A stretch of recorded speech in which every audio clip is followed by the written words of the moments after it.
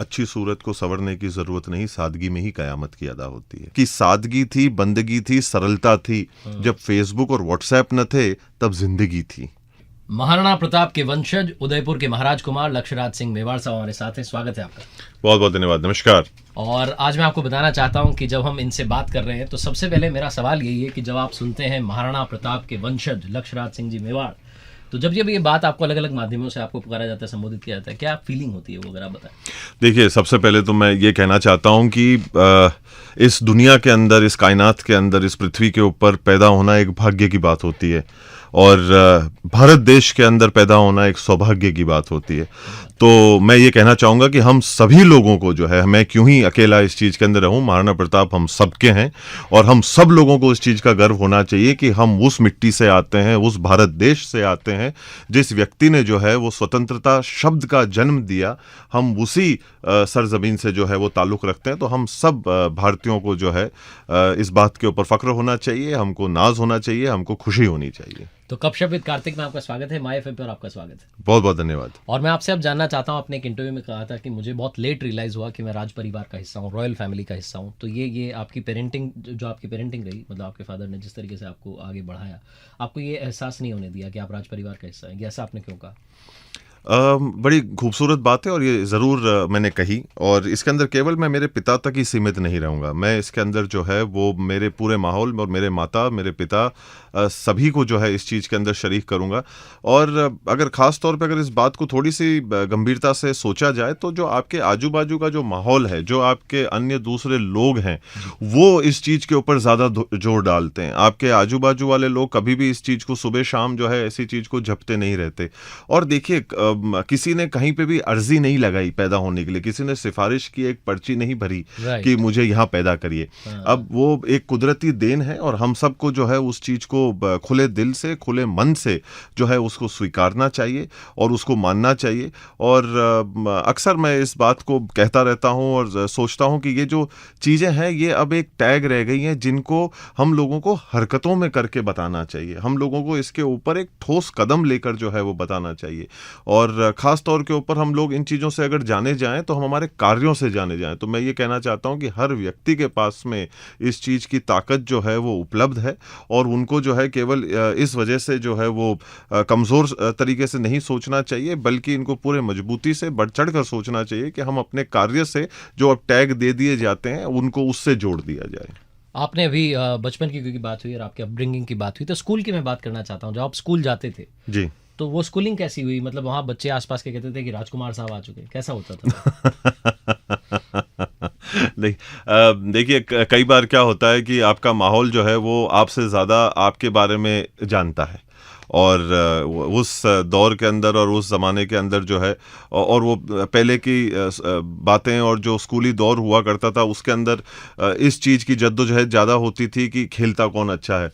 और मैं अब आज जो है इस बात को कहने से कतराऊंगा भी नहीं। और देखिए, सच भी है, हम लोगों को जब कक्षाओं में बैठे रहते थे तो दिल, दिमाग और आत्मा जो है वो हमेशा खिड़की के बाहर किसी ना किसी मैदान पे ही हुआ करती थी कि कब यहाँ से जो है वो हम लोग छूटें और हम लोग जो है वो बाहर जाएं। और देखिए, आज जो ज़िंदगी की जो ये दौर है, इसने एक चीज़ ज़रूर सिखा दी कि लैपटॉप को और मोबाइल को जो है वो चेहरे पे रख के सोया नहीं जा सकता, किताबों को चेहरे पे रख के सोया जा सकता है।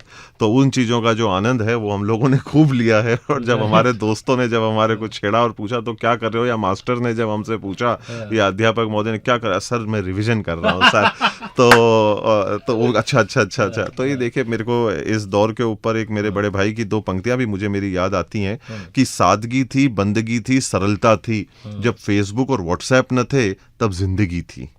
तो वो जो एक माहौल और एक मंजर अपने दोस्तों के साथ में बनता था और बनता है, देखिए उस चीज़ का कोई मुकाबला नहीं है।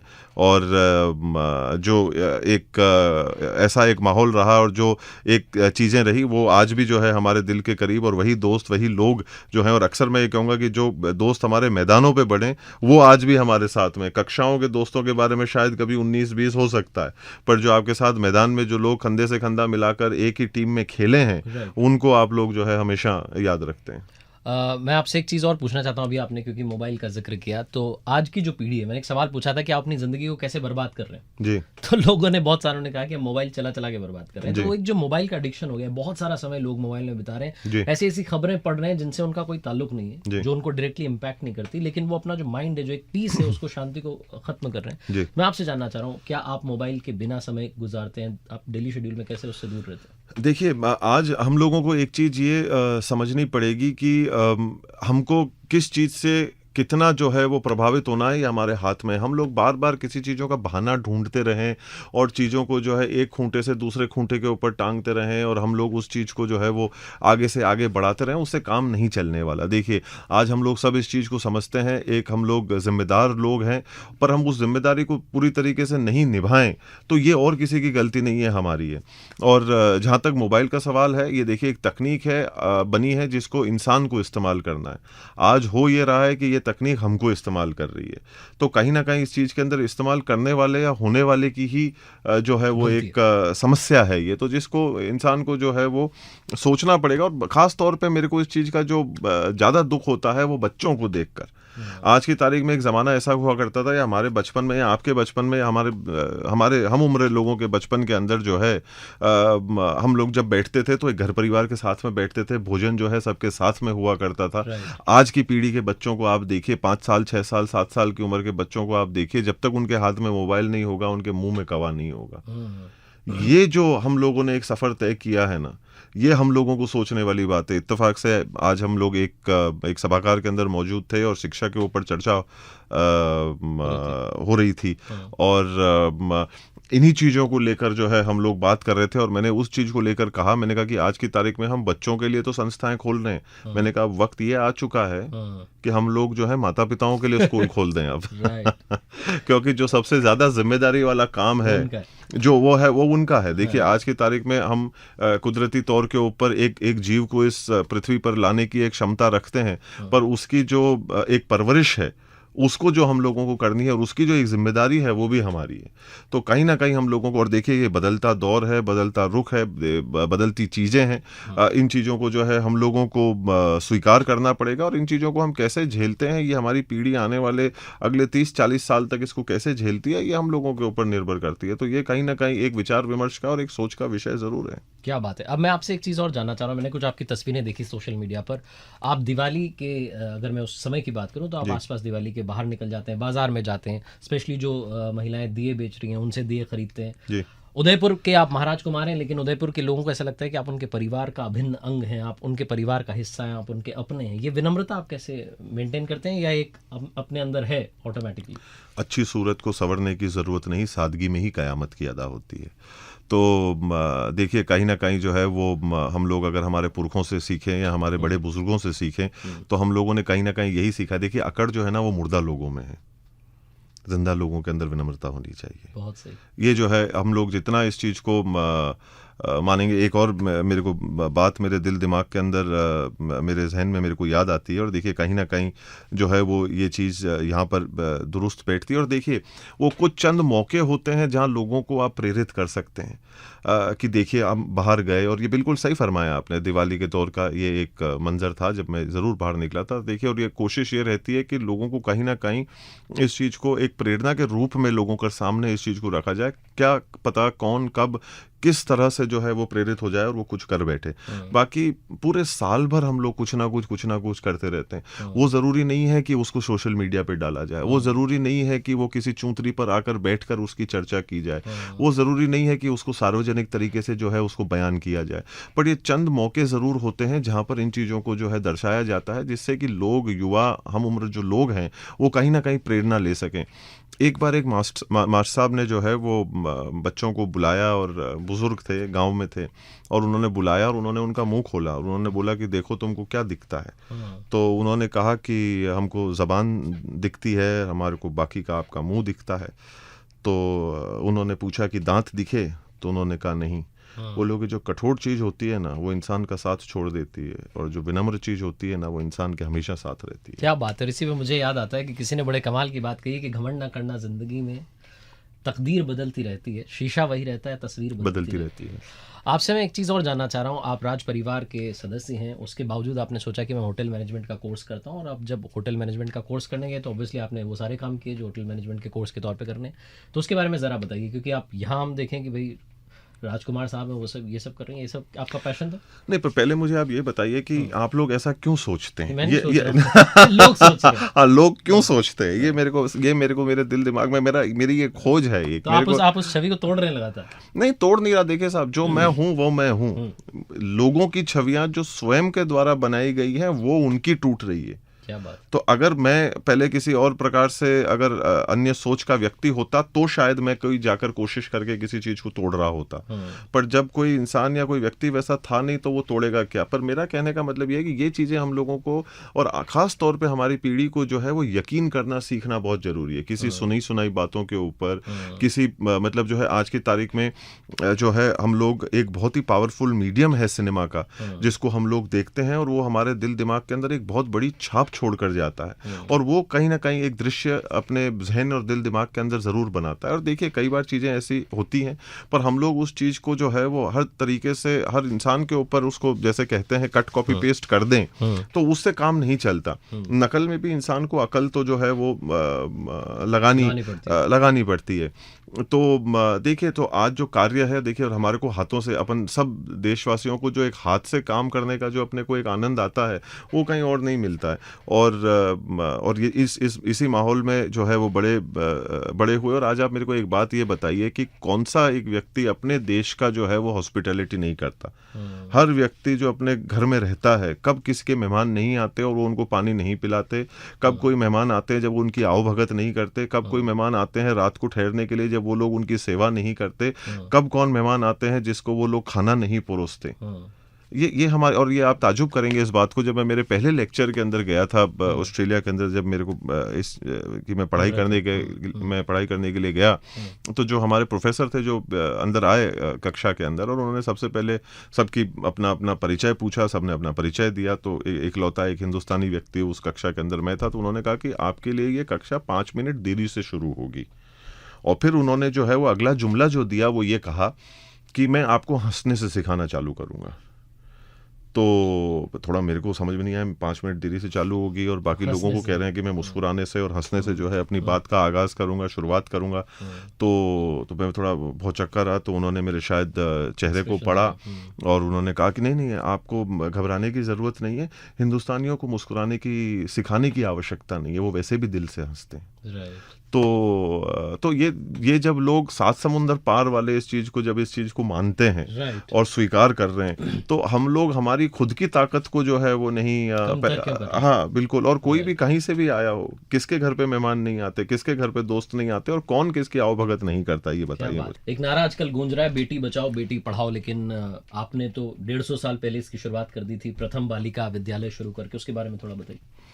जी देखिए, बड़ी खुशी होती है जब इस चीज़ के बारे में चर्चा होती है। 1864 के अंदर महाराणा शंभू सिंह जी ने जो है वो पहली बालिका जो है वो विद्यालय खोली। और आप परिवार की जगह की हम लोग पहले भी चर्चा कर रहे थे, तो कई बार अच्छे काम भी होते हैं। तो और ये जो चीज़ है वो काफ़ी वक्त से चली हुई आ रही है, और आज अच्छा लगता है कि ये गूंज जो है आज पूरे देश भर में उठ रही है। और मैं आपको इस चीज़ के लिए धन्यवाद देना चाहता हूँ कि आपने जो है इस सोच को 150 साल पहले से जोड़ा और उठाया, क्योंकि अक्सर जब वो चीज़ कुछ बड़ी हो जाती है तो छोटी चीज़ें उसके नीचे दब के रह जाती है, नज़र नहीं आती। पर वो एक छोटा कदम जरूर था, पर एक बड़े सोच के साथ में जो हमारी बेटियों को, हमारी महिलाओं को जो है एक ताकत देने का काम करता है। और आज भी आपको खुशी होगी इस चीज़ को जानकर कि आज भी वो संस्था चल रही है, और आज भी परिवार उस संस्था के साथ में जो योगदान दे सकता है, मदद कर सकता है, कार्य कर सकता है, करने का प्रयास कर रहा है। और आगे के लिए भी हम लोग उनको वचन देकर आए हैं कि आपको कभी कोई ज़रूरत पड़े, कोई काम हो, तो हम लोग उनके साथ में हमेशा मौजूद रहेंगे। और आपने अभी आप बता भी रहे थे, और जैसा हम देखते भी रहते हैं कि रोजाना कुछ ना कुछ सोशल सर्विस का काम होता रहता है, लगातार आप भी और आपकी टीम भी लगातार काम कर रही होती है। लेकिन इस सब के बीच में आपने 6 बड़े गिनीज वर्ल्ड रिकॉर्ड बना दिए। उसमें वस्त्रदान की बात कर लें, स्टेशनरी आइटम की बात कर लें, पौधारोपण की बात कर लें, ये जो 6 रिकॉर्ड बने इनके बारे में ज़रा बताइए। जी, ये जैसे कि आपने जो चीज़ बताई, देखिए इसके अंदर कहीं ना कहीं ये है कि हम लोग हमारे जिम्मेदारी के प्रति, हमारे देश के प्रति, हमारे मिट्टी के प्रति, और जो हमारी संस्कृति जो हमको कहती है कि हम लोग हमेशा ये कहते कहते रहते हैं कि ये एक पृथ्वी जो है हमारा एक परिवार है, तो कहीं ना कहीं हम लोगों को उसके प्रति कोई कार्य कर कर इस चीज़ को बताना एक ज़रूरी चीज़ है। और देखिए, जब जो आप 6 Guinness world book of records की बात कर रहे हैं, अगर मैं ये कहूँ कि मुझे इस बात की खुशी नहीं, तो मैं शायद झूठ बोल रहा हूँ। पर मुझे खुशी इस चीज़ की ज़्यादा है कि जो ये 6 Guinness world book of record बने ना, ये भारत के नाम दर्ज हुए, क्या बात। कि ये किसके हैं, ये एक भारतीय के हैं। यस। और जो 7वां भारत गौरव भी जो नवाजा गया था, उसके अंदर भी जब आपके देश का नाम आपके साथ में जुड़ता है ना, तो खुशी एक अलग सी हो जाती है, एक नायाब सी हो जाती है, उसका स्वाद जो है वो अलग ही मीठा हो जाता है। और कोशिश यही रहती है कि ये रिकॉर्ड जो है फॉर अ कॉज है, तो कहीं ना कहीं कोई ना कोई हमारे देश से ही अगर इस चीज़ को लेकर जो है वो प्रेरित होता है और इन चीज़ों के ऊपर काम करता है, तो मैं ये मानता हूँ कि इस देश का ही नहीं, इस दुनिया का कहीं ना कहीं भला हो रहा है, चाहे वो पानी को लेकर हो, चाहे वो शिक्षा को लेकर हो। और ये बात वापस मैं मेरे दिल दिमाग में, जहन में पूरे तरीके से मैं इस चीज़ को मानता हूँ। देखिए कि अगर 19वीं शताब्दी अगर ब्रिटेन की थी, 20वीं शताब्दी अगर अमेरिका की है, तो 21वीं शताब्दी हिंदुस्तान की होगी। और अगर वो होगी तो उसका रास्ता और कहीं से ही नहीं, शिक्षा के माध्यम से निकलता है। तो हम लोगों को जो है आज की तारीख में शिक्षा को जो है वो कहीं ना कहीं एक महत्व देने की एक आवश्यकता है, उस दिशा के अंदर हम लोगों को बढ़ने की एक आवश्यकता है। और उसी प्रकार से, उसी सोच के साथ में सारे रिकॉर्ड्स के काम, लोगों को जो है वो प्रेरित करने के काम, और इस देश के अंदर और इस दुनिया के अंदर एक पहचान बनाने के लिए और अच्छे कामों की पहचान बनाने के लिए ये सारी चीज़ों का जो है वो कहीं ना कहीं एक दिल दिमाग में, मन में जो है वो ख्याल आया, और वहाँ से सिलसिला चलता गया। उदयपुर शहर, अब मैं ये कहता हूँ कि मेरे अवार्ड मेरे नहीं है। देखिए, उदयपुर ने पूरे बढ़ चढ़कर इस चीज़ के अंदर मदद करी, राजस्थान ने इस चीज़ के अंदर हमें योगदान दिया, तो ये रिकॉर्ड किसी अब व्यक्ति विशेष के नहीं रहे, ये जो है वो हम सभी के होके रह गए। राइट। आपसे मैं ये समझना चाहता हूँ, जीवन को आप कैसे देखते हैं? जीवन, अगर आप एक लाइफ को अपने वर्ड्स में डिस्क्राइब करें थोड़ा सा, क्या है लाइफ, पर्पस क्या है लाइफ?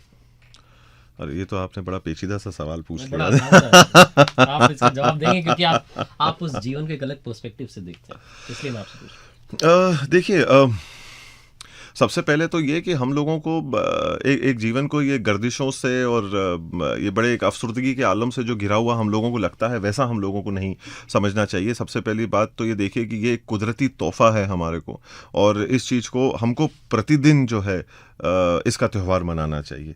और इससे बढ़कर और इससे खुशी की चीज़ हम लोगों को मिल नहीं सकती थी, हो नहीं सकती थी, चाहे वो हमारे माता पिता के लिए हो, चाहे वो हमारे लिए हो, दोस्तों के लिए हो।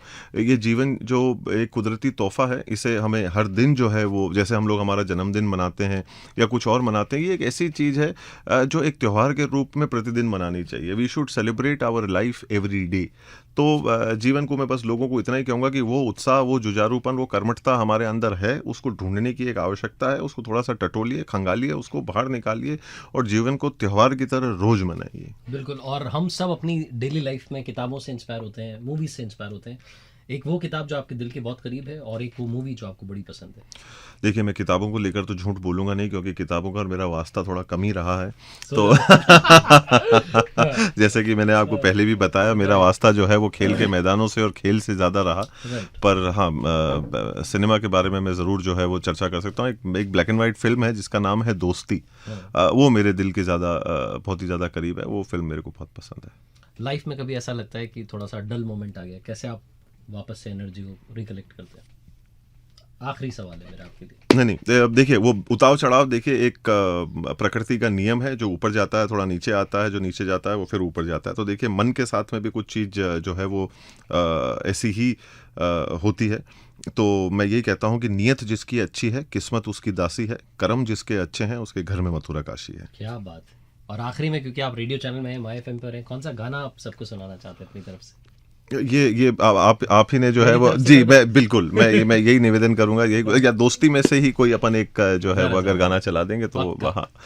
हमारे साथ में उदयपुर के महाराजा कुमार लक्ष्यराज सिंह जी मेवाड़ साहब हैं। मैं अक्सर आपसे कहता हूँ, और आज ये भी मेरे साथ में कह रहे हैं, कर दिखाओ कुछ ऐसा कि दुनिया करना चाहे कुछ आपके जैसा, दुनिया करना चाहे इनके जैसा।